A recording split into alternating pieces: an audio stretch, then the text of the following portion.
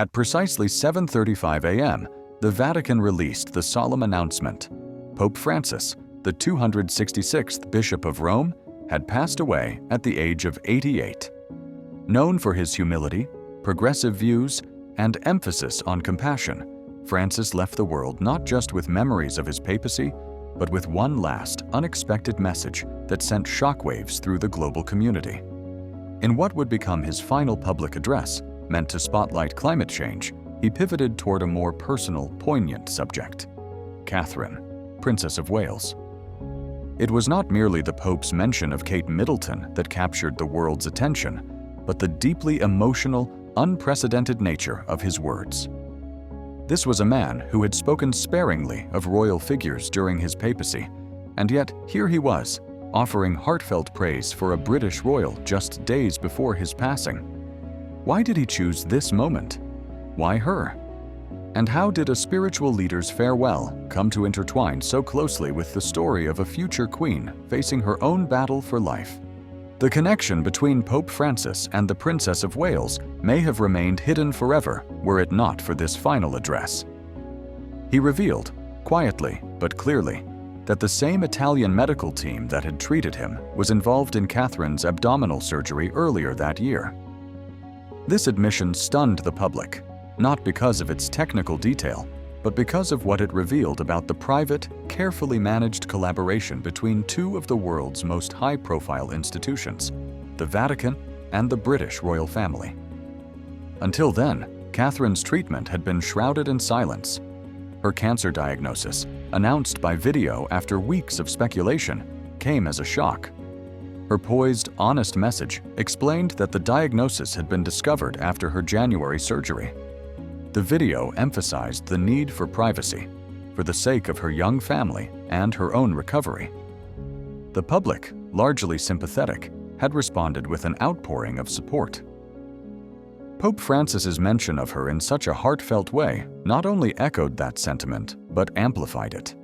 He spoke of her bravery, her unwavering commitment to mental health, and her quiet, often unpublicized visits to shelters and hospitals. It was a moment of human recognition, one leader acknowledging the inner strength of another, despite the very different worlds they represented. To understand why this tribute struck such a chord, we must go back through the life of Catherine, Duchess of Cambridge, once a girl from Berkshire, now the future Queen of England. Catherine Elizabeth Middleton was born on January 9, 1982, to Michael and Carol Middleton, a couple of modest beginnings. Her father worked as a flight dispatcher, her mother as a flight attendant. The Middletons' first home, a two-bedroom house in Bradfield, Southend, cost just under £35,000, hardly the expected origin of a future royal. Her early childhood included a family move to Jordan, where Michael's work took them for 2 years. The experience exposed Kate to international culture early in life. Upon their return to England, the Middletons eventually settled in Bucklebury, Berkshire, and built a successful party supply business, Party Pieces. Though the family's financial situation improved significantly over the years, Kate's upbringing remained grounded and community-oriented. She was known as athletic, reserved, and kind. She joined the local Brownies, competed in athletics, and attended St. Andrew's School, where she held the high jump record for over 2 decades. Yet, not all of Kate's school years were easy. A brief and difficult time at Down House left her struggling with bullying, which led to her transfer to Marlborough College. It was at Marlborough that she came into her own, excelling academically and socially, while participating in plays and sports. After finishing school, Kate took a formative gap year that included a 10-week stint in Chile with Raleigh International. She lived simply, doing community service and physical labor that challenged her endurance. From there, she spent time studying art and Italian in Florence. Her exposure to Italian culture, photography, and history would later shape her royal interests in art and visual storytelling. Initially accepted to the University of Edinburgh, Kate made a last-minute change, applying to the University of St. Andrews instead. The switch raised eyebrows. Prince William had just announced he would attend St. Andrews to study art history. Whether it was a coincidence or a decision gently influenced by her mother, Carol, the result was fateful. Kate and William met in their first year, living in the same residence hall and attending the same lectures. Though both were in relationships at the time, their friendship blossomed. One iconic moment, a charity fashion show in which Kate walked the runway in a sheer dress, reportedly changed how William saw her. Soon, a close friendship became a romance, carefully hidden from the media for years. By the time the media caught wind of their relationship in 2004, the public was already enamored with the idea of a commoner dating a prince. After a brief breakup in 2007, which Kate handled with poise and grace, the couple reunited and eventually announced their engagement in 2010. William proposed during a trip to Kenya, presenting her with Princess Diana's iconic sapphire engagement ring. Their wedding on April 29, 2011, was a global event, watched by over 2 billion people. Catherine became the Duchess of Cambridge and began a new life under the spotlight of monarchy. Unlike Princess Diana, Kate took a quieter path into royal life. Her first year included just 34 official engagements, as she chose to ease into her responsibilities, prioritizing time to start a family. This slower pace earned her early criticism, but she remained steadfast. Motherhood became central to her royal identity.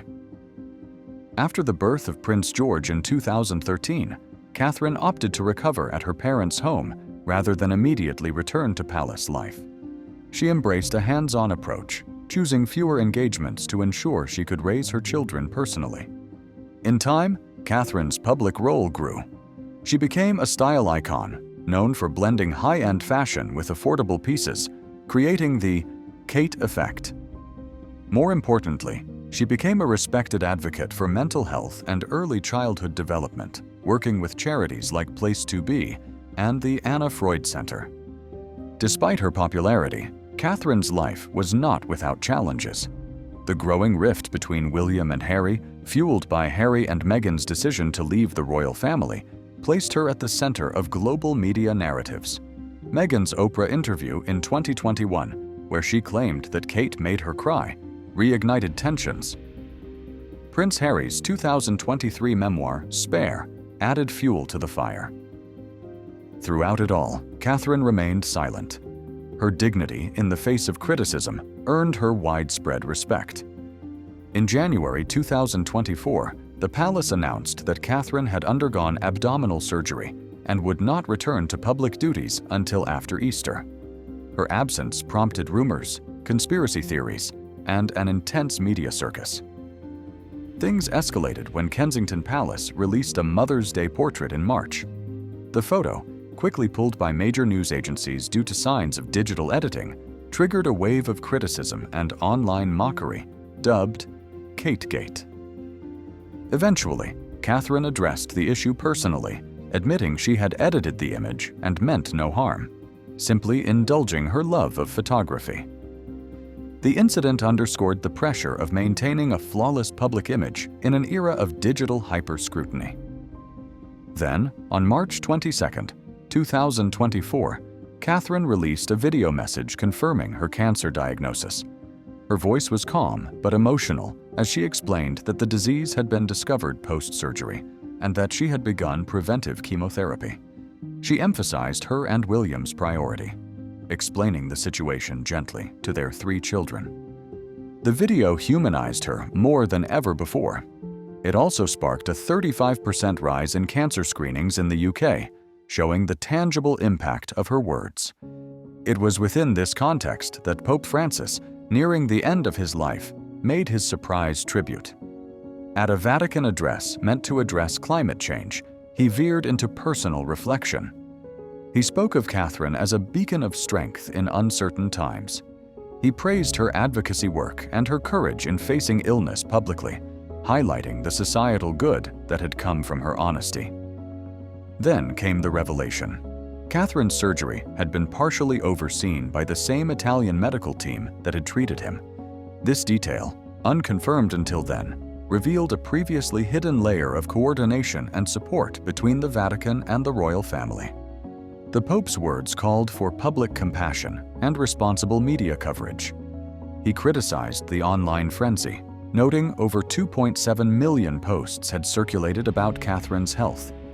He reminded the world that public figures are not public property. They are human beings with fears, families, and limits. Pope Francis's death just weeks later gave his tribute a prophetic tone. As he left the world, he passed the torch of moral leadership to others, reminding us that true influence stems not from position, but from empathy. Catherine's journey continues, and whether she returns to full public life or not, her legacy is already shaped. Like Pope Francis, she has shown that true strength lies not in appearances, but in how we handle adversity. Together, their stories remind us of the enduring power of quiet dignity, of service beyond self, and of the surprising bonds that exist behind palace walls and Vatican gates.